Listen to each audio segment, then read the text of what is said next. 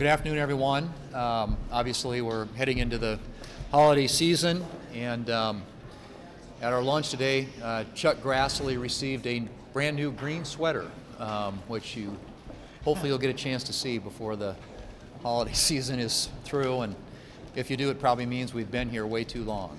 But anyway, we are, as you all know, wrapping up what I think has been an incredibly historic and consequential legislative session. And if you look at just in terms, we talk a lot about the number of votes cast, which is historic, largest number going back to 1976, and then also just the number of days we've been in, all those things add up. But I would argue that it's not just that, because I think volume doesn't necessarily equate with productivity, but I think we've had an incredibly productive session of this Congress as well in terms of the things that we've accomplished to make America safer, stronger, and more prosperous.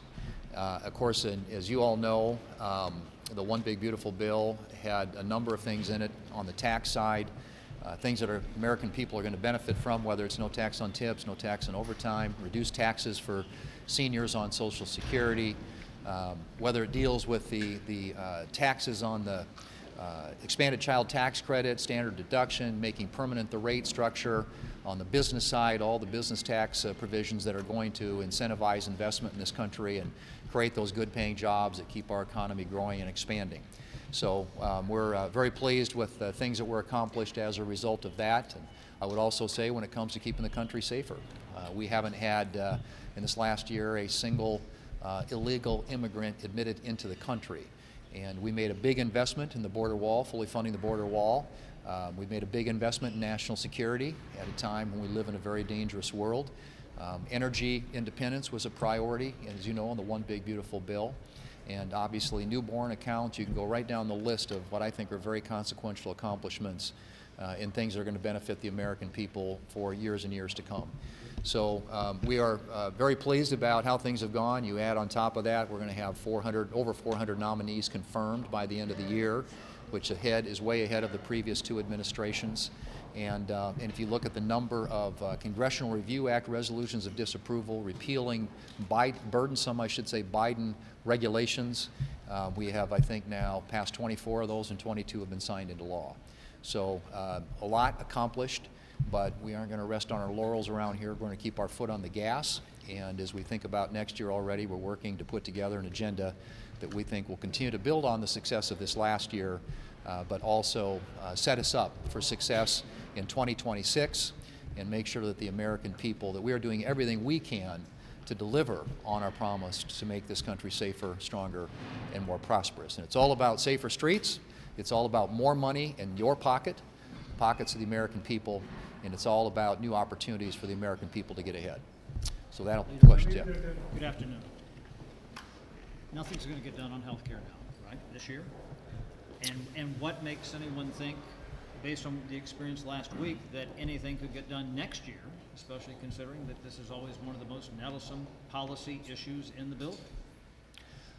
It's a complicated issue, no doubt about it, a lot of moving parts, and we have very different visions about what health care ought to look like. But I would tell you, as you know, I think the Republican vision of health care is actually to make it more affordable, to drive down the cost of premiums in this country, which the bill that we voted on last week in the Senate would have done.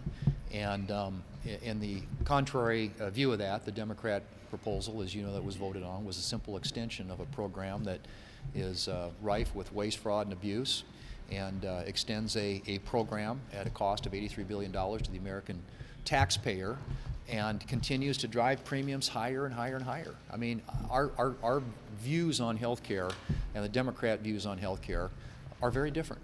And I think that's a difficult challenge that we have to figure out how to overcome. But if they're willing to accept changes that actually would put more power and control and resources in the hands of the American people, and less of that in the pockets of the insurance companies, I think there's a path forward. And there was a good meeting, I think, as you know, yesterday among Democrats and Republicans, where a lot of these issues were, I think, very candid discussions were held. But you're right, we're not going to pass anything by the end of this week.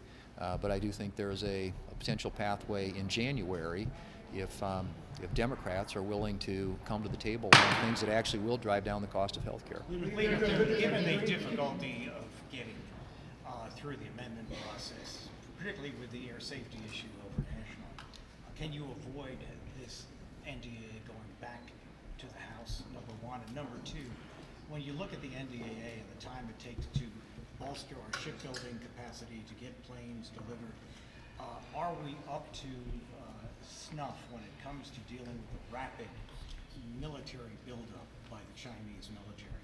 I think we have this saying in my office, and I believe it's true, and that is that if you don't get national security right, the rest is just conversation. You got to be able to defend the country, and I think that the things that we are doing, the investments that were made, not only in the bill we passed last summer, the reconciliation bill, but this Defense Authorization Act, although it doesn't have as much in there for defense as a lot of us would like, is a step in the right direction. And I think the Defense Appropriations Bill, which hopefully we'll vote on later this week, is another example of the investment that we need to be making to ensure that in a dangerous world we are prepared to defend America and American interests against the bad actors that are out there. And I think peace through strength is not just a phrase, it's not just a throwaway line, it is a policy that most of us believe in, and I think this White House believes in, and we're going to be working closely with them to ensure that we have the resources in place in order to keep the country safe. Secretary Haig said that the Pentagon is not going to be releasing the full video of the September 2nd double strike against the initial survivors. A number of Republican senators say that they disagree with that. They think the full video should be released. Personally, what's your view on that issue? I have, as I've said before, left that up to the Senate Armed Services Committee.